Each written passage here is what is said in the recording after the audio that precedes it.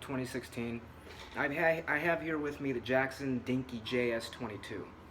I've had this guitar for about almost 2 weeks now. I traded a Ibanez for this. It's a very solid guitar. The Dinkies start out at, I think, around the lowest.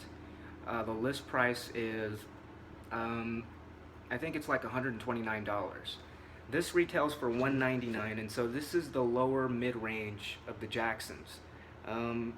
The Jackson Dinky series goes all the way up to $400 or $500, I believe, and then you can get different models. This is a very, very solid guitar.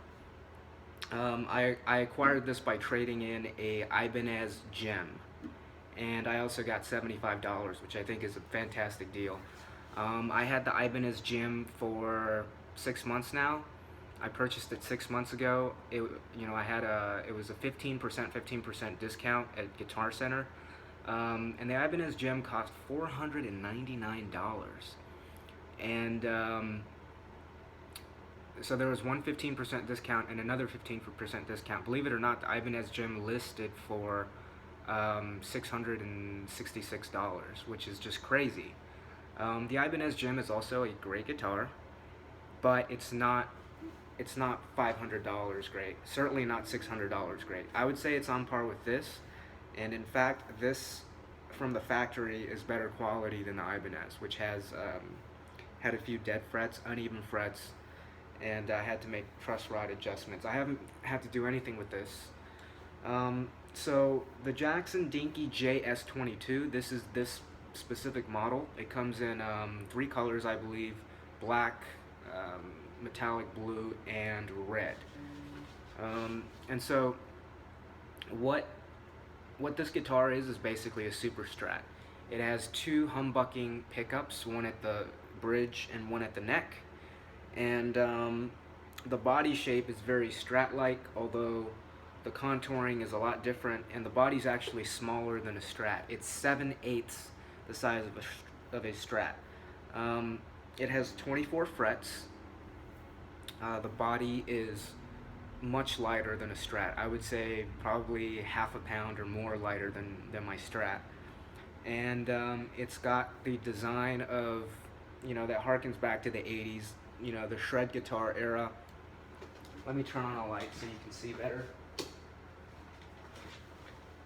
So yeah, I mean, it's a very solid guitar for $200. So what are my thoughts on it? Basically, like I said, it's a very solid guitar.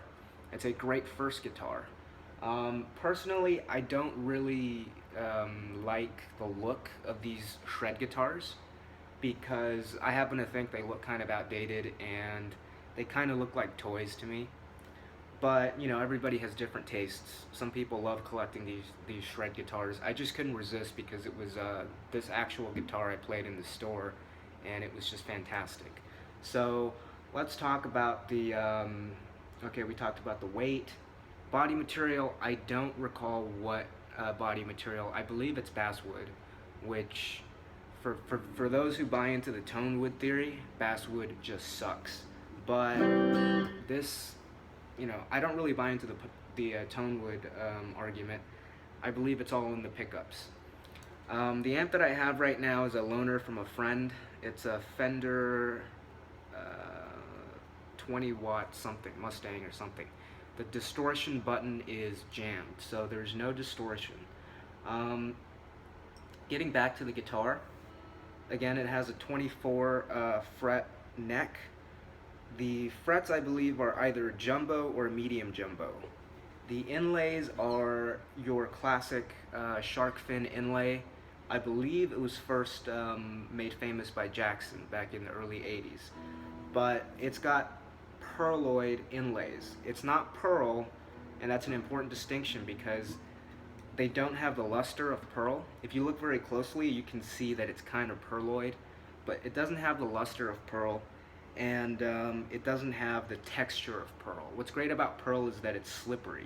You can do bends, and you can do crazy bends.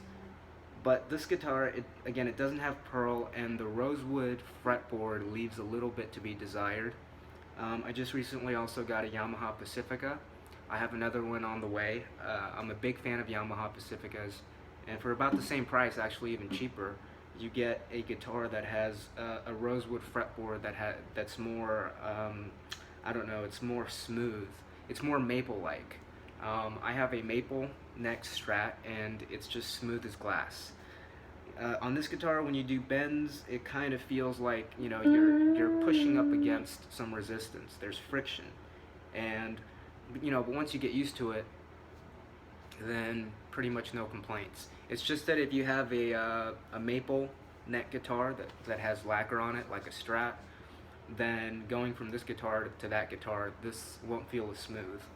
The neck is quite thin.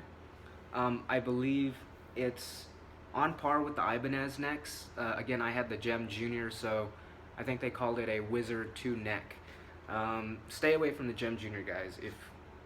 If you have $500 to spend on a guitar, get a Strat or get something like this. So you have $300 left over. You can get an acoustic even. So the neck is very thin, which, you know, again, I'm not partial to thin necks. My favorite neck is the Strat neck, which is noticeably thicker. The modern C-shaped Strat neck. This is very thin, and so if you like thin necks, you know, this is right up your alley. As far as the fretboard radius, this is actually a compound radius fretboard, which means it's a 12-inch radius up here, and it straightens to a 16-inch radius once you get all the way down here. That's basically, you know, a 12-inch radius is par for the course if you're getting any shred guitar. So, you know, you're going to be getting 12 no matter what, if you get an Ibanez or a Jackson. But again, it has a flatter radius when you get up the frets. Now, some people believe that that's better for lead playing. For me, you know, I can't really see that. My favorite radius is 9.5, which is the Strat radius, just curved just a bit. As far as the tuners, I believe they're die-cast, and they have a satin black finish. This is crafted in Indonesia, just like my old Ibanez. And again, the neck is very decent for what you pay for. You know, you're paying $200 without tax, just a little over $200 with tax. So for what you pay for, the neck is very good. And it feels solid. However, if you're coming from like a Gibson or a Strat, you know, even a Mexican Strat like I have, it's gonna feel like this neck is not as smooth as it could be. There's no finish on the back of the wood. It's just the way it is. There's no gloss or satin finish. It's just the way it is. And so, again, this is a very, very solid guitar. And if you want to get something that won't break the bank and you can use as a sort of a Frankenstrat, this is a perfect guitar for that. Although I would argue that the Yamaha Pacifica is even better because you have the single coil options. But you can swap out the pickups. When I do play on my amp, the distortion on the bridge pickup is more than you need. I usually don't play with distortion anyways, and so this, you know, hands down, this is a great guitar for the price. And what else is there? There's really nothing else to say about this guitar. It's the back has a back plate, has a electronics access, and right off the bat you can tell it's quality because the bridge is straight.